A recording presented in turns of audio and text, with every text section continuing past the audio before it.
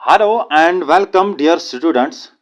आज हम आपके सामने बड़े दिनों के बाद आए हैं और इस छोटे से वीडियो में हम आपके सामने लेकर आए हैं पहले ही राउलेट एक्ट ऑफ 1919 और इसी वीडियो में हम यहाँ से डिस्कस करेंगे जलियांवाला बाग मैसेकर। तो चलिए हम पहले स्टार्ट करते हैं यहाँ से द राउलेट एक्ट ऑफ 1919। सबसे पहले हम राउलेट एक्ट ऑफ 1919 का बैकग्राउंड देखेंगे। तो चलिए सुनिए। इन 1917 में यहाँ पे वाइसराय होते हैं, लेकिन मैंने यहाँ गवर्नर जनरल लिखा है, मिस्टेक हुई है यहाँ, क्योंकि 1917 में यहाँ पे पोस्ट था वाइसराय का, न कि गवर्नर जनरल का। क्योंकि गवर्नमेंट ऑफ इंडिया एक्ट जो 1858 में आया था, उस एक्ट में गवर्नर जनरल के पोस्ट को ब्रिटिशर्स ने चेंज किया था वाइसराय में। इसीलिए 1917 में जाहिर सी बात है कि यहाँ पे वाइसराय होगा उस टाइम, और वाइसराय का नाम है Lord Chelmsford, LORD, Lord Chelmsford, CHELMSFORD, Lord Chelmsford जो यहाँ के वाइसराय होते हैं 1917 में। वो अपॉइंट करते हैं एक कमिटी, किसकी चेयरमैनशिप में?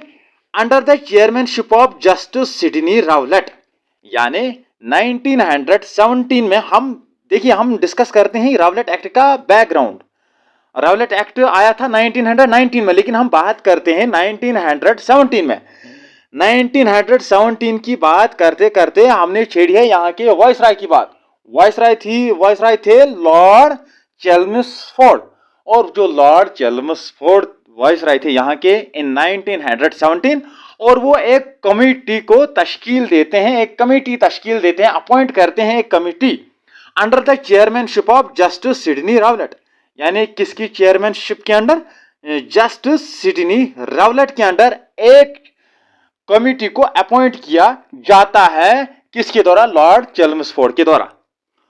और इस कमिटी का नाम पड़ता है फिर सेडिशन कमिटी और राउलेट कमिटी। किस कमिटी का नाम? यही जो वाइसराय ने यहाँ पे कमिटी अपॉइंट की थी इन 1917 under the chairmanship of justice Sydney Rowlatt, और इस कमिटी का नाम रखते हैं फिर सेडिशन कमिटी और राउलेट कमिटी। अब सवाल पैदा होता है कि ये जो लॉर्ड चेल्मस्फोर्ड है, इन्होंने जब ये वाइसराय थे यहाँ, तो इन्होंने इस कमिटी को अपॉइंट क्यों किया? इसकी भी खास वजह है।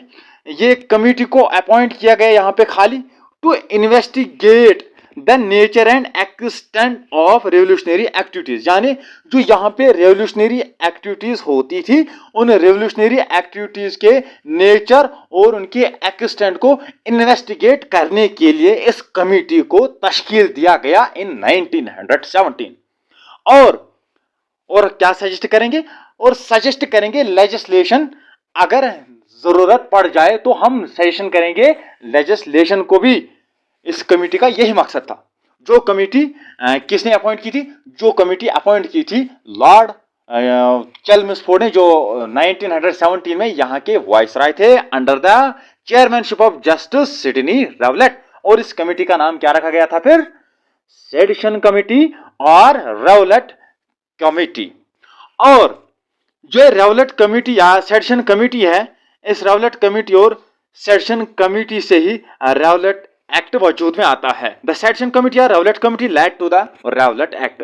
अब हम इस राउलेट एक्ट यानी जो कमिटी बनाई थी यहाँ लॉर्ड चेल्मस्फोर्ड ने, सेडिशन कमिटी या राउलेट एक्ट, राउलेट कमिटी, और इसी सेडिशन कमिटी या राउलेट कमिटी की वजह से ही राउलेट एक्ट वजूद में आया था यहाँ। अब जो ये राउलेट एक्ट आया था यहाँ, इस राउलेट एक्ट में क्या क्या लिखा गया था? जो राउलेट एक्ट ऑफ 1919 में आया था, इस राउलेट एक्ट में क्या क्या लिखा गया था? तो देखिए, सबसे पहली बात, इस राउलेट एक्ट को पास किया था ब्रिटिशर्स ने। जाहिर सी बात है ब्रिटिशर्स ही पास करेंगे। दूसरा पॉइंट क्या है इस राउलेट एक्ट के बारे में, कि इस राउलेट एक्ट में यह भी लिखा था कि टू अरेस्ट एनीबॉडी, आप किसी भी इंसान को अरेस्ट कर सकते हो सस्पेक्टेड ऑफ टेररिस्ट एक्टिविटीज।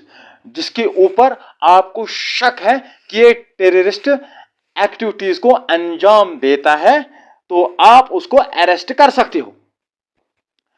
और जो ये राउलेट एक्ट था, इस राउलेट एक्ट ने authorized the government to detain such people, और इस राउलेट एक्ट ने गवर्नमेंट को यह ताकत दी थी। यानी जो राउलेट एक्ट पास किया गया था ब्रिटिशर्स के द्वारा, इस राउलेट एक्ट की वजह से यहाँ के जो ब्रिटिशर्स थे, ब्रिटिशर्स के हाथों में बहुत सारी पावर इस राउलेट एक्ट ने दी। इस राउलेट एक्ट ने ब्रिटिशर्स के हाथों में यह भी पावर दी कि आप ऐसे पर्सन को डिटेन भी कर सकते हो जिसके ऊपर आपको ये शक हो जाए कि ये क्या एक्टिविटीज अंजाम देता है, टेररिस्ट एक्टिविटीज को अंजाम देता है। आप उस ऐसे पीपल, ऐसे पर्सन को क्या कर सकते हो, डिटेन भी कर सकते हो, हिरासत में ले सकते हो उस पर्सन को for up to 2 years without trial. Without trial के बगैर, ट्रायल के बगैर आप उस आदमी को डिटेन कर सकते हो फॉर अप टू 2 years। और जो ये राउलेट एक्ट था, इस राउलेट एक्ट ने एम्पावर किया था पुलिस को भी कि आप ऐसे पीपल्स को सर्च कर सकते हो, आप ऐसे लोगों की छानबीन कर सकते हो, लोगों को तलाश कर सकते हो, ऐसे लोगों को तलाश कर सकते हो विदाउट ए वारंट। वारंट के बगैर आप ऐसे लोगों को तलाश कर सकते हो। यह राउलेट एक्ट था, राउलेट एक्ट ऑफ 1919। और इस राउलेट एक्ट से ब्रिटिशर्स के हाथ में बहुत सारा पावर आया, और इस राउलेट एक्ट में यह सारा कुछ लिखा गया था जो हमने डिस्कस किया था। अब ये जो ब्रिटिशर्स होते हैं, ये इस राउलेट एक्ट को पास करते हैं, इस राउलेट एक्ट का भरपूर इस्तेमाल करते हैं इस इंडिया में। और जो इंडियंस हैं, अब इंडियंस राउलेट एक्ट को देखकर चुप नहीं हुए। इंडियंस ने एंटी राउलेट सत्याग्रह किया। इन्हें खास तौर पे अगर हम बात करेंगे गांधी जी की, तो गांधी जी ने इस राउलेट एक्ट के खिलाफ सत्याग्रह लॉन्च की, जिसको हम एंटी राउलेट सत्याग्रह कहते हैं। गांधी जी लॉन्च करते हैं कैंपेन अगेंस्ट द बिल, और एक सत्याग्रह सभा बनाते हैं 24 फरवरी 1919 को। कहां पे? बंबई में। और गांधी जी इस सत्याग्रह की इनाग्रेशन करते हैं। कैसे करते हैं कि लोगों को बोलते हैं कि हम ऑब्जर्व करेंगे ए डे ऑफ हड़ताल, यानी हम एक डे ऑफ हड़ताल ऑब्जर्व करेंगे। और एक डेट भी फिक्स किया गया हड़ताल का कि हम दिल्ली में हड़ताल करेंगे। कब करेंगे हड़ताल? 6 अप्रैल को हम दिल्ली में हड़ताल करेंगे। लेकिन हड़ताल को बाद में पहले ही ऑब्जर्व किया जाता है 30 अप्रैल को, और पुलिस उस पर फायरिंग करती है, उस मजमूए पे, उस मॉब पे पुलिस फायरिंग करती है, और उसमें बहुत सारे लोगों को किल किया जाता है, बहुत सारे लोग मारे जाते हैं वहां। और अगर फिर हम यहां बात करेंगे जलियांवाला बाग मैसेकर की, तो ये जलियांवाला बाग मैसेकर जो है, इससे पहले हम डिस्कस करेंगे कि 10 अप्रैल 1919 को 2 लीडर्स, यानी एक का नाम है सैफुद्दीन किचलू और दूसरे का नाम है डॉक्टर सत्यापाल, इन दोनों को अरेस्ट करते हैं ब्रिटिशर्स। अब जो यहां के लोग थे, यहां के लोग अमृतसर पंजाब में प्रोटेस्ट करते हैं, ब्रिटिशर्स के खिलाफ प्रोटेस्ट करते हैं। कहते हैं कि आपने हमारे 2 लीडरों को अरेस्ट किया है, सैफुद्दीन किचलू और डॉक्टर सत्यापाल मलिक को। ये जो 2 लीडर थे, सैफुद्दीन किचलू और डॉक्टर सत्यापाल मलिक, इन दोनों को अंडर राउलेट एक्ट ही इनको क्या किया गया था? इनको अरेस्ट किया गया था। कब किया गया था अरेस्ट इनको? 10 अप्रैल को। लेकिन लोग अब जो लोग होते हैं ये गैदर हो जाते हैं अमृतसर पंजाब में, जलियांवाला बाग में ही। कब? 30 अप्रैल 1919। अब लोग प्रोटेस्ट करते हैं ब्रिटिशर्स के खिलाफ। और जो एक जलियांवाला बाग है, हमने नहीं देखा है, अगर नसीब में होगा तो कभी देखेंगे। जो जलियांवाला बाग है, देखने में आया है, सुनने में आया है कि जलियांवाला बाग जो है ये 3 साइड से बंद था और एक ही साइड में इसका एग्जिट पॉइंट था। अब जो मिलिट्री कमांडर है जनरल डायर जो है, ये ऑर्डर करते हैं कि आप फायरिंग करो इस मॉब पे। जो लोगों का मजमा था वहां इस जलियांवाला बाग में, जो लोग जमा थे, अब जो ये जनरल डायर होते हैं, मिलिट्री कमांडर होते हैं, अब ये अपने इन सिपाहियों को इस एग्जिट पॉइंट पे बिठाते हैं। अब इनको सराउंड करते हैं, तमाम लोगों को सराउंड करते हैं ये लोग। और फिर आपने इन सिपाहियों को कहता है कि आप क्या करो? फायरिंग करो। आप ऑर्डर दिया इन्होंने कि आप फायरिंग करो। अब जब ये लोग फायरिंग करते हैं कि कहते हैं कि जो फायरिंग हुई है वो 5 मिनट कंटिन्यू फायरिंग चली, और उस फायरिंग में हजारों की तादाद में लोगों को मारा गया। बहुत सारे लोग, हजारों की तादाद में भी लोग जख्मी हो गए। बहुत से छोटे बच्चे भी थे, औरतें भी थे, बूढ़े थे, जवान थे, बहुत सारे लोगों को जख्मी किया। और अगर हम ऑफिशियल फिगर की बात करेंगे, ऑफिशियल फिगर में 379 पर्सन उसको किल किया गया।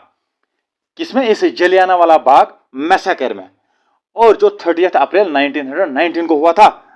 और अगर हम अनऑफिशियल फिगर की बात करेंगे, अनऑफिशियल फिगर इससे ज्यादा दिखाता है। और जब मार्शल लॉ को इमीडिएटली एनफोर्स किया गया, फिर 30 अप्रैल नाइट को क्या किया गया था? मार्शल लॉ को इमीडिएटली एनफोर्स किया गया। और सॉरी, यहां पर हमने आपको बताया कि 30 अप्रैल को लोग जमा हुए थे। यहां पर 30 अप्रैल नहीं है, सॉरी, यहां पर 13 अप्रैल है, सॉरी। और 13 अप्रैल की जो रात है, इस रात को ही मार्शल लॉ को इमीडिएटली एनफोर्स किया ब्रिटिशर्स ने, क्योंकि उन्होंने बहुत सारी तबाही मचाई इस जलियांवाला बाग में, बहुत सारे लोगों को जख्मी किया, बहुत सारे लोगों को मार दिया इन्होंने। तब जाके इन्होंने मार्शल लॉ को इमीडिएटली एनफोर्स किया। और आप जो लीडर्स देखते हैं यहाँ के, इस नेशनल मूवमेंट के लीडर्स, ये सब कुछ देखते हैं, इनका रद्द-ए-अमल भी हम जानेंगे। तो सबसे पहले अगर हम बात करेंगे रविंद्रनाथ टैगोर की, रविंद्रनाथ टैगोर को टाइटल दिया था ब्रिटिशर्स ने नाइटहुड का, लेकिन ये इस टाइटल को रिटर्न करते हैं प्रोटेस्ट में कि मुझे अब ये टाइटल नाइटहुड का टाइटल नहीं चाहिए। जो ब्रिटिशर्स ने मुझे दिया है टाइटल ऑफ नाइटहुड, अब मुझे ये नहीं चाहिए, क्योंकि जलियांवाला बाग मैसेकर हुआ है। इसी के प्रोटेस्ट में रविंद्रनाथ टैगोर जी जो इस नाइटहुड के टाइटल को रिटर्न करते हैं। उसके बाद एक और शख्सियत होती है, पर्सनैलिटी होती है, जो फॉर्मर आईएनसी प्रेसिडेंट होते हैं, सर सनकारन नायर। ये रिजाइन करते हैं। सर सनकारन नायर जो होते हैं, ये रिजाइन करते हैं। किसमें रिजाइन करते हैं? क्योंकि हमें मालूम है कि जब पार्लियामेंट्री रिफॉर्म आया था 1909 को, उसमें यह कहा गया था कि वायसराय के एग्जीक्यूटिव काउंसिल में एक इंडियन मेंबर को भी रखा जाएगा, जो सबसे पहला मेंबर था डॉक्टर सत्येंद्र सिन्हा। लेकिन अब इस 1919 में सर सनकारन नायर होते हैं। अब ये भी रिजाइन करते हैं किसकी मेंबरशिप से? वायसराय के एग्जीक्यूटिव काउंसिल की मेंबरशिप से रिजाइन करते हैं सर सनकारन नायर।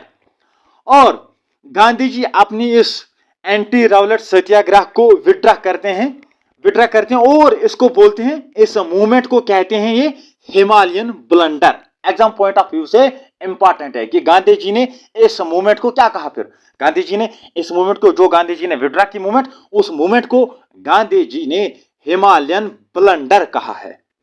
और जब बहुत सारी तबाही हुई यहाँ जलियांवाला बाग मैसेकर के दौरान, बहुत सारे लोगों को मारा गया, बहुत सारे लोगों को बेघर किया गया, विडोज की गई, बहुत सारे बच्चों को मारा गया यहाँ पे। और जब ब्रिटिशर्स पे प्रेशर पड़ा तो ब्रिटिशर्स एक कमीशन को अपॉइंट करते हैं। उस कमीशन का नाम है Hunter commission. Exam point of view से ये भी इंपॉर्टेंट है कि ब्रिटिशर्स क्या अपॉइंट करते हैं? ब्रिटिशर्स अपॉइंट करते हैं Hunter commission to enquire into it. इसमें इंक्वायरी करने के लिए, इस जलियांवाला बाग मैसेकर को एनक्वायर करने के लिए ब्रिटिशर्स हंटर कमीशन को अपॉइंट करते हैं। और जब यह हंटर कमीशन रिपोर्ट देता है, जाहिर सी बात है इसने क्या रिपोर्ट दिया होगा? इसने अगेंस्ट इंडियंस ही रिपोर्ट दिया, यानी ब्रिटिश के फेवर में इसने रिपोर्ट दिया। और जो इसने रिपोर्ट दिया, वहां गांधी जी ने इसके रिपोर्ट को कहा एज ऑफिशियल व्हाइट वॉश। किसकी रिपोर्ट को? जो हंटर कमीशन ने रिपोर्ट दिया। तो डियर स्टूडेंट्स, आज ये छोटा सा ही वीडियो हमने बनाया है। मिलते हैं आपसे किसी एक और नए वीडियो में, तब तक दीजिए इजाजत। खुदा हाफिज, बाय।